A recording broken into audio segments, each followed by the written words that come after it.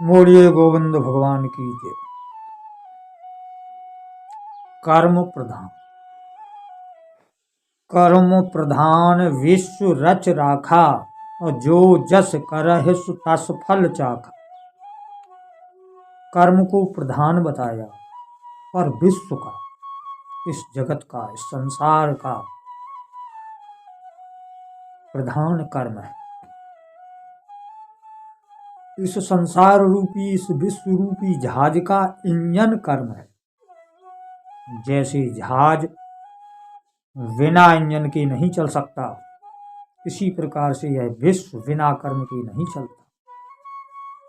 जो जैसा कर्म करता वो वैसा फल पाता है। कर्म रूपी इंजन इस विश्व में प्रधानता से स्थित है। जैसे जहाज में इंजन जहाज का मेन रूप है, ऐसे संसार का कर्म मेन रूप है। जो जैसी कर्म की इच्छा करता, जैसा कर्म करता है वैसा फल पाता है। जैसे जहाज रूपी इंजन की स्टीयरिंग जिस तरफ मुड़ती है उसी तरफ वो जहाज चला जाता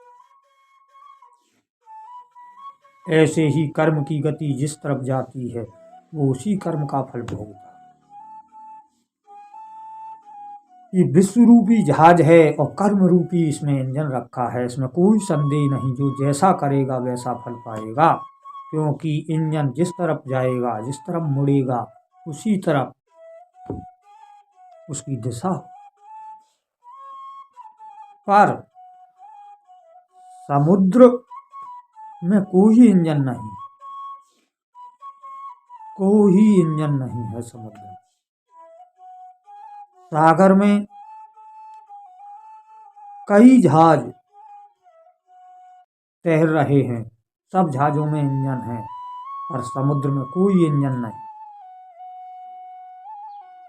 ऐसे संसार में कई प्रकार के लोग कर्म कर रहे हैं। जैसे समुद्र में कई जहाज तैर रहे हैं, सब जहाजों में कर्म प्रधान है, इंजन प्रधान है। ऐसे सारे प्राणियों के अंदर कर्म प्रधान है।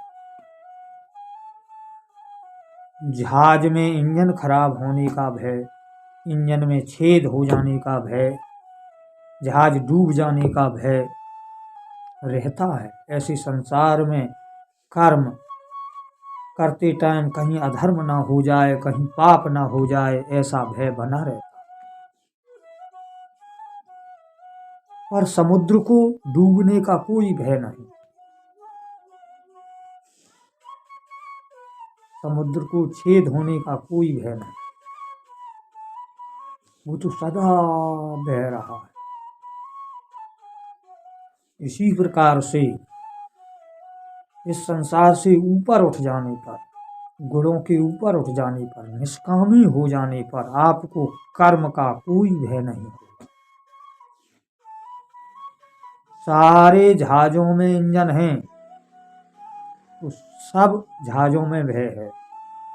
इसी प्रकार काकभूषुंड ने कहा था, देखे सब कर कर्म गोसाई।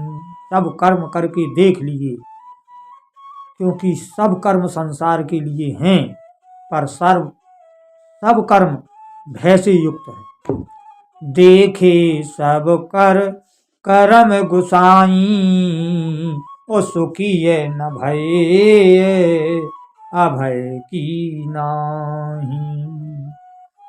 सुखी नहीं हुआ, सुखी अब हुआ जब अभय हो गया। अभय कब हुआ? जब सागर रूप हो गया, जब गुणों से ऊपर उठा, जब संसार से ऊपर उठा, जब समुद्र रूप हुआ। जब तक जहाज रूप रहेगा, भय रहेगा, जब तक संसार रूप मन है, तब तक कर्म रूपी जाल में जकड़ा हुआ। कबीरदास ने भी कहा है, कर्म धर्म सब व्याध तरी। ये कर्म धर्म रूपी व्याध तर गई, यह जाल टूट गया। जब तुरिया स्थिति बनी, तो जब सागर रूप हुआ, तब यह व्याधा तर गई। लेकिन जब तक संसार रूप है तब तक यह मुख्य जड़ है कर्म। कर्म की मेन विशेषता है संसार। संसार में कर्म मेन है। संसार से ऊपर